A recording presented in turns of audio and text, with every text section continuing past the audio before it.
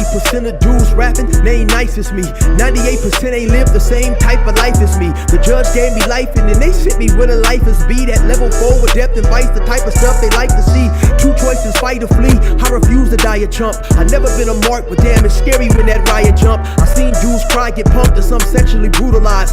Knew a dude who lost his life and he was only doing 5 year-long racial fights when homie all you do is ride. Lonely days and nights up in a hole causing suicide. From the moment you arrive, you see the Mexican mafia, AB skinheads with big giant swastikas, pro-black philosophers, the BGF, the Kumi, and Muslims who will murk you from the nation to the Sunni. That MS was loony, quick to ride up on they rival. Even Christians went to church, hide knives up in they Bible. Political and tribal, the Crips and Don moves, the Long Beach, the Hubs and the Dubs and the Grooves, the IE, the Bakersfield, the Dago Pyrus, the hustlers quick to roll, the gangsters don't move. Say, what's cracking, YouTube? It's your boy 16 to Life, and I'm back like I'm on a parole violation. You're down! For those of y'all that's new to my page, in 1994, I got arrested. I was eventually sentenced to 16 years plus life, and I served 24 years straight in the California prison system. Yeah, that's me gassing on that intro song right there. And if you want to get that song, you can purchase it on a 10-song EP that you get directly from me on a digital download link. If you're interested, hit me up on my email, 16tolifemusic@gmail.com, Cash App, PayPal, or Zelle me $20. I'm going to get it to you ASAP. If you want to check out more of my music, go to my YouTube playlist, scroll down to gas stations, or type in 16 to Life gas stations, and you can hear much more of my music there. Now let's hop right up into this video, man. So today's question for this video is, are prison YouTubers inciting racial unrest, right? Possibly a little bit on YouTube, right? I don't necessarily feel that having a prison YouTube channel per se, and telling a story that involves one race against another per se, I don't necessarily feel that involves or that is a problem with creating the dissension, right? Let's just keep it real. Some of us are just not emotionally mature enough to handle hearing certain things from old, right? Let's think about, why do people even tune in to prison channels, right? And from me just doing YouTube for a little while and paying attention to certain stories and this and that, it seems like California prison YouTube channels are just as or more popular than other states, stories, stuff. I guess, I don't know if it's due to the dynamics of the Crips and the Bloods, the Southsiders and the Northerners and the Bulldogs and the Asians, or whatever, you know. But for some reason, it seems like people seem to have a deep interest in California prison YouTube stories, right? And you know, so we know the climate of what goes on in these California prisons. You know, there are a lot of racial separation, and at times there is a lot of racial violence, right? But you know, me personally, hearing a story 15 or 20 years ago, when a person is talking about a riot between the blacks and the Mexicans, and the blacks happen to get the short end of the stick, hearing about that does not make me angry enough to get out and want to go outside and do something to somebody, right? Because honestly, I am of the understanding of, unfortunately, those are the things that go on in prison, and unfortunately at times it comes with the territory. I remember early in my YouTube storytelling career, I told a story talking about where the SAs caught me slipping in the Riverside County jail visiting room, and I was jumped by about, I don't know, maybe 8, 9, 10 Southsiders, you know, somewhere up in there.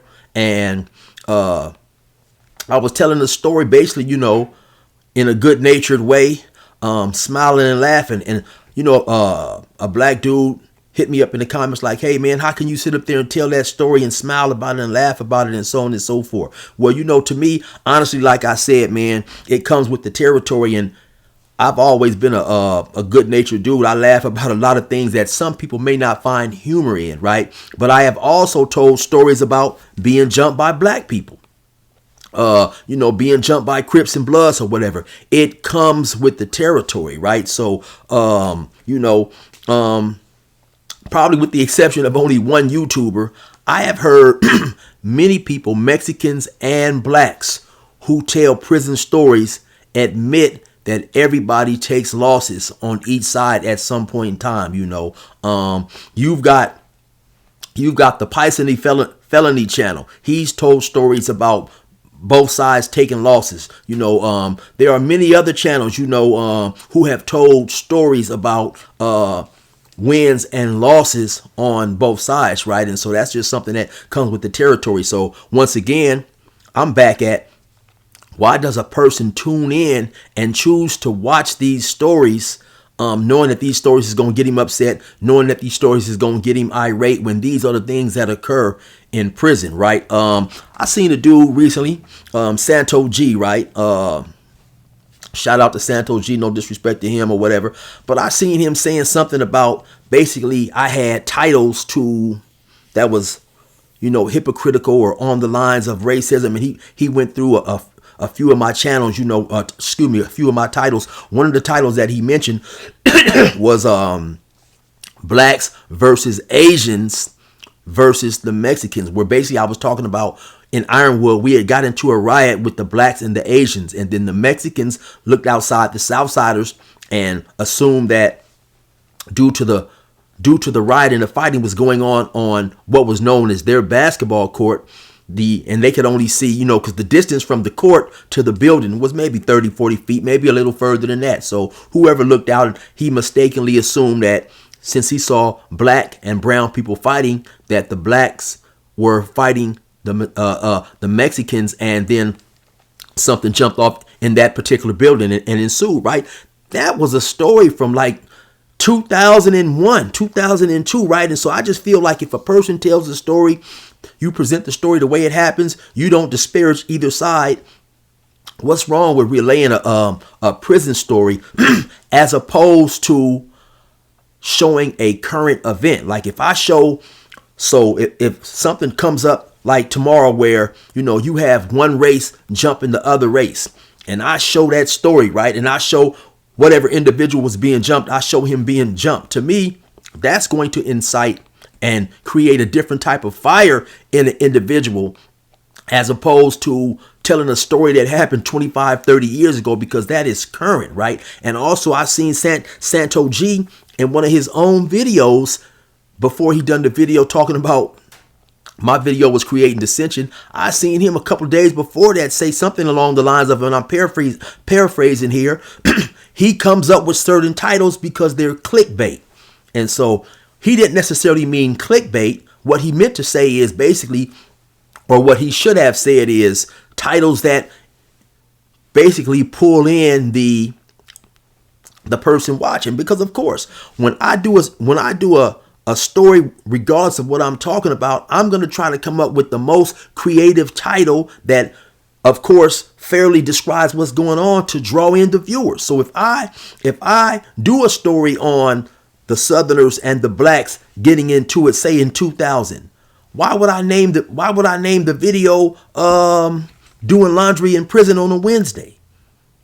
Of course, naming the title Southerners versus blacks is going to bring in more viewers, right? But I don't think, if I don't do a video in a disrespectful way, I don't think that, that should be a problem. And I don't think that would create a feeling of immediate anger, but like I said earlier, some of us are just more emotionally mature than others. Some individuals don't like to hear about that type of stuff. But then, of course, if you don't like to hear about that stuff, why watch a prison YouTube channel? To me, that's crazy, where, you will do an older story, and then you'll have people in the comments who happen to be of the race that got the shorter end of the stick, leaving upsetting comments that let you know that they were upset by the story that they listened to. But once again, then why watch a YouTube story? A lot of times in my free time, I'll watch a lot of fight videos and stuff like that. I'll watch scoops, or I'll watch Callie's banging on Reddit. And 2 or 3 days ago, right, I happened to see this Mexican dude getting jumped by 3 other Mexicans, right? They was gangbangers. And so the first thing that came to mind, well, damn, if that dude was getting jumped by some blacks, this would be a whole different story. But you guys have to realize, man, at some point in time, people getting jumped by other people, it comes with the territory of gang banging, things that's going on the street, things that going on in prison. It's always not about race, right? Sometimes those are just the things that occur in this type of lifestyle, right? I don't know of too many, right? I don't know of too many. And I know a lot of different gangs, a lot of different black gangs and Mexican gangs, right? I don't know of too many gangs in Southern California that do not have a enemy of the same color that they are beefing with, right? So the point I'm trying to get to is, if, you are gang banging, would you prefer to be killed by somebody from your own race or somebody from another race? Because to me, it don't matter. Once you dead, you dead. You know what I'm saying? So, it's crazy to me how sometimes some individuals will get a little less angrier if something is done to them by their own people. They're more accepting of whatever happened. But if it's done to them by somebody from another race, it creates more anger when they're doing that to their own people of the same race. If you gang banging, you gang banging, right? So just because you have a gang that's black and they are beefing with a Mexican gang does not necessarily mean that they are racist or whatever, right? You can be pro-Mexican without being anti-black, and you can be pro-black without being anti-Mexican. But when we're talking about gang banging and prison stories, it all comes with the territory at the end of the day. That's what I'm saying. So in a nutshell, I don't believe that YouTube content creators who do prison content are creating dissension, right? To me, it's more of the immaturity of the individuals, man, who watch these YouTube stories. They are the ones who get in their feelings, right?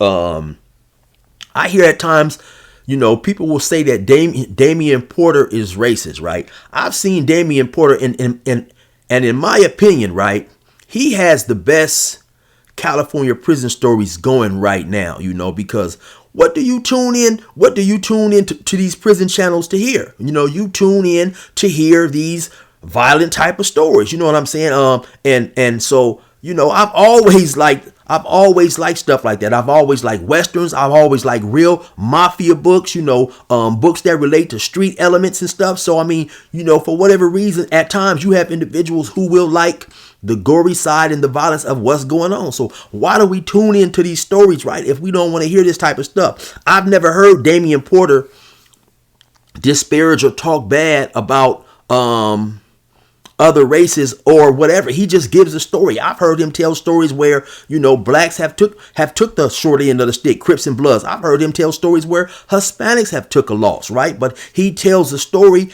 as he remembers it in his mind and as it happened, so for a person to get angry because he's relaying a story, to me, it's kind of crazy. I don't, to me, it really makes no sense, right? And by him doing a lot of time in prison, will that make you pro-black? Yes, most definitely.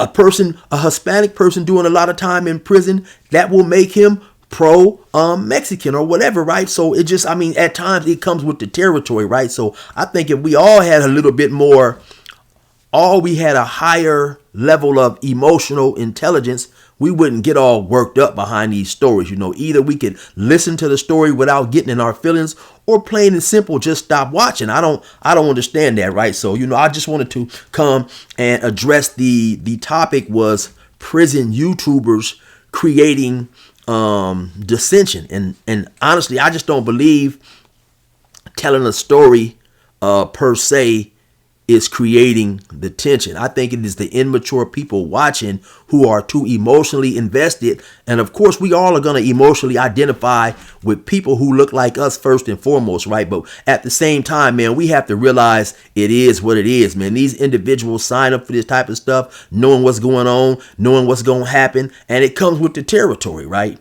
Anyway, though, man, that's my take on that. Of course, I already know that you will have people who will have a difference of opinions, and of course, that's to be expected, and that's to be accepted, and that's to be appreciated, because we all are going to think differently, right? But at the end of the day, I mean, if these stories are going to get us upset, just stop tuning in.